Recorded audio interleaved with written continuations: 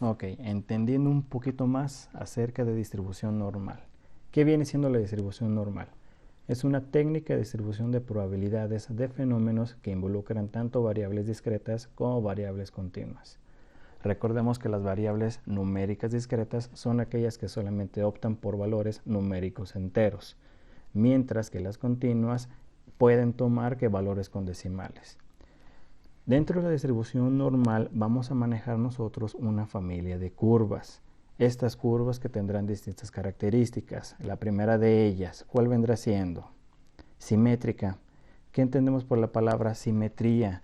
Nosotros en la gráfica veremos cómo desde un punto de referencia la gráfica tendrá un comportamiento espejo. ¿Qué significa esto? Veremos prácticamente la misma cantidad de información tanto a la izquierda como a la derecha. Reitero, a partir del punto de referencia.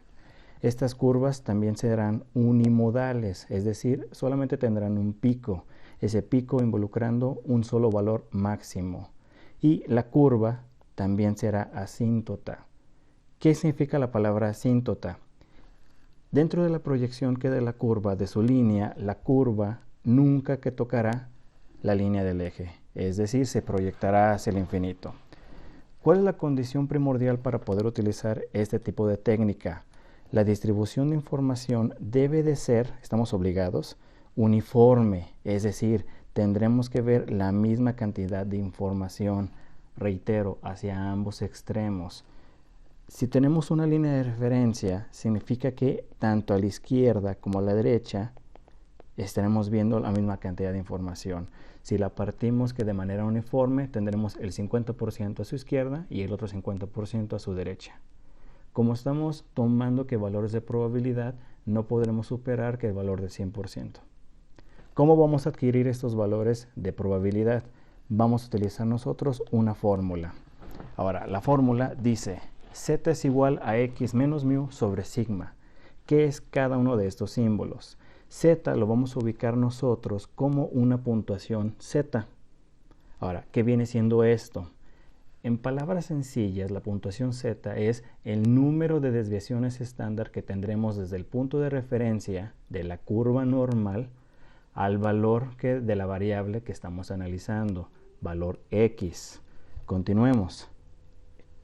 X vendrá siendo lo que queremos observar, lo que queremos analizar en este caso, el valor de la variable. Mu ya lo hemos manejado que anteriormente es el símbolo que para denotar el promedio, mientras que por otro lado que sigma viene siendo la desviación estándar de la distribución. Aquí me detengo un poquitito que para determinar que la diferencia entre el valor z o la puntuación z y el valor de sigma. Sigma es un estadístico, viene siendo un valor que representa el comportamiento, recuerda es un valor de dispersión de la distribución de información. Por otro lado, que el valor de z o puntuación z simplemente es el desfase, el distanciamiento que tiene la característica que estamos analizando, ¿okay?, al valor de la variable x. Continuemos. En una curva normal que vamos a encontrar que distintos elementos.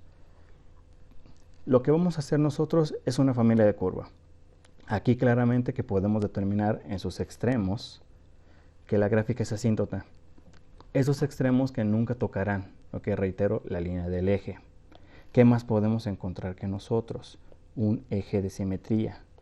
Este eje de simetría, como te mencionaba, es el que va a partir a la izquierda el 50% y a la derecha el otro 50%.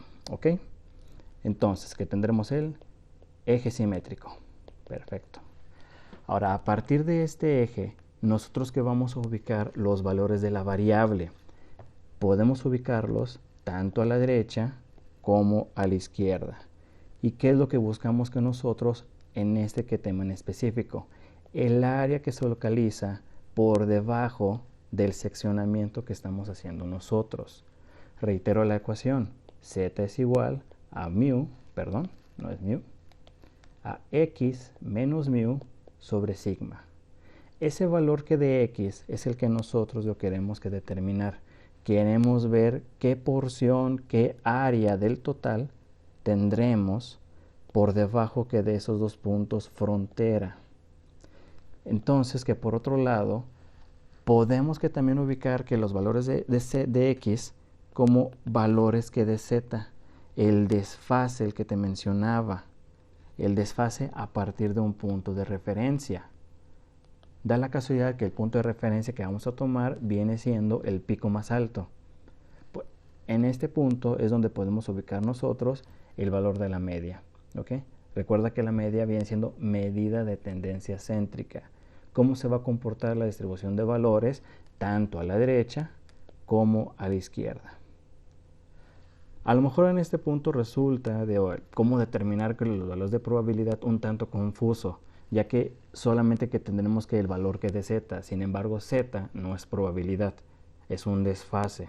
¿Qué vamos a hacer? Que por lo tanto vamos a utilizar algo que se llama tablas normales. Estas tablas que tú ya las tienes en archivos del grupo, por favor hay que descargarlas. ¿Te acuerdas de cómo lo hacemos en las tablas de distribución binomial? Encontramos los valores que de n, buscamos el valor de probabilidad p, ¿okay? Y encontramos un valor que de x y hacíamos interactuar o intersectar que dos líneas. Haz de cuenta, el uso de las tablas normales es prácticamente el mismo procedimiento. ¿Qué podemos ubicar? A ver, paso número 1. Tendremos que lo siguiente. Dice, vamos a ubicar en estas mismas tablas una columna que tenga el valor que de z. En esta columna vamos nosotros a ubicar el número entero y el primer decimal de lo que hayamos obtenido que de la ecuación z. Paso número 2. Vamos a tener un conjunto de columnas. Esas columnas que van a estar un tanto curiosas. ¿A qué me refiero? Si tú las analizas, si tú las observas que bien, tienen columna .00, .01, .02, .03, así hasta el .09. ¿Cómo podemos comprender estas columnas? Bien sencillo.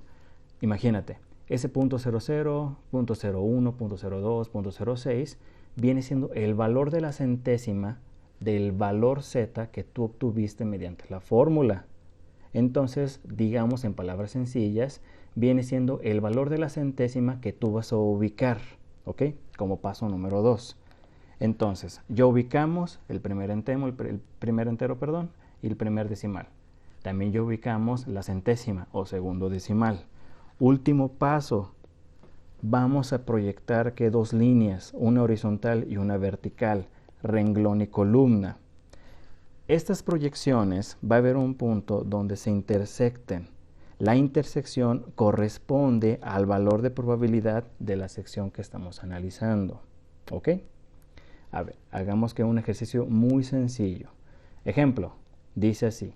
Como valor de la media de una característica cualquiera, tendremos que 50 puntos.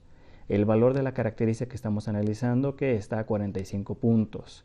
Y aquí, lo que es el valor de la desviación estándar, vamos a colocarle 2.7 puntos. Tomamos lo que es la calculadora y vamos a colocar 45 menos 50 nos da menos 5 sobre 2.7.